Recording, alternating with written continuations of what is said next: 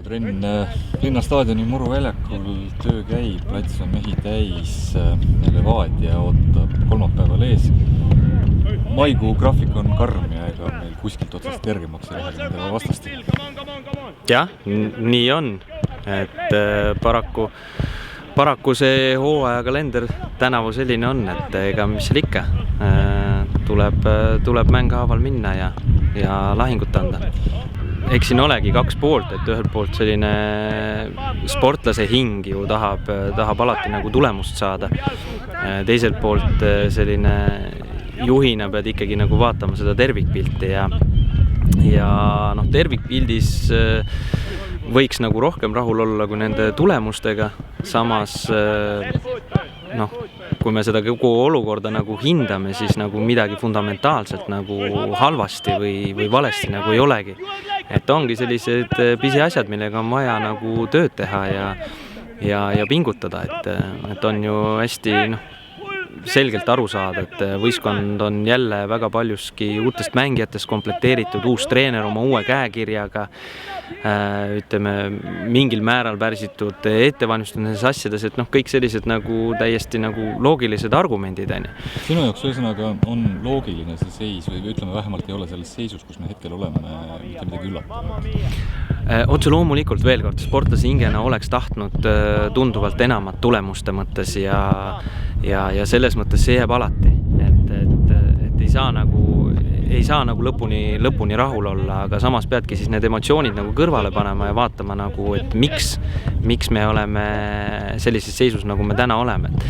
Et samamoodi, kui ma vaatan seda tööd, igapäevast tööd, siis võistkonna sisekliimat, seda, mis toimub riietusruumis ja siin treeningväljakutel, et mul ei ole nagu etteheiteid, et pigem ongi nagu sellised väiksemad detailid, et mille kallal on vaja pingutada ja tööd teha. Peamine on stabiilsus, et seda sai ka võistkonnale ka täna öeldud, et on vaja nagu tööd teha, oma tööle keskenduda, igaüks oma rollile siin võistkonnas, et saavutada see stabiilsus. Et kõik need asjad, mida me näeme, mis nagu ei tööta, nende nimel on vaja nagu tegutseda, et need paremaks saada, mitte lihtsalt ainult teadvustada seda probleemi, vaid reaalselt nagu midagi teha ka selleks, et meil mängu algused oleksid paremad ja nii edasi. Martin Nitson on oma usaldust, mis ta siin Viljandis lõpuks ometi oma karjääris on leidnud. Minu meelest õigustanud 100%, kuidas sina seda? Ja absoluutselt, et ma võtaks Ritsoni koha pealt kindlasti kiidusõnad, aga ma võtaks seda kogu väravahtide osakonna selgitaks lahti selliselt, et see on ikkagi väga konkreetne ja teadlik valik olnud selle komplekteerimise juures. Et me selgelt adusime, et meil on olemas 2 noort väravahti. Oli olemas juba 2 noort väravahti, kes ei ole lihtsalt toredad poisid, vaid kellel on reaalne perspektiiv jõuda väravaine kuskile. Ja kui me oleks selle väravahtide osakonna kuidagi teisiti komplekteerinud, siis me võib-olla EOS oleks juba selle võimaluse neil nagu konkureerida ära võtnud. Ja ära nad veel aastaks teisi liides. Ja absoluutselt, et praegu on ikkagi meil väravaid, kes kõik väärivad seda kohta oma igapäevase tööga, kui nad selle võimaluse saavad, et on see siis Ritson või nendest noortest keegi. Et see on väga selge ja teadlik valik, et me vaatame kogu võistkonda, meil on väga noor võistkond ja me oleme väga palju aastate jooksul andnud noortele mängumeestele võimaluse, neid üles kasvatanud ja see on üks väga selge ja teadlik valik.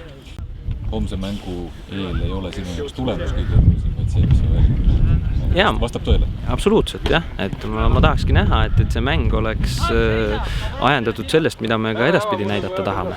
Et me leiaksime ikkagi selle stabiilsuse nii kaitsetöös kui rünnakul ja see oleks ikkagi üks samm selle kogu tervikprotsessi ülesehituses.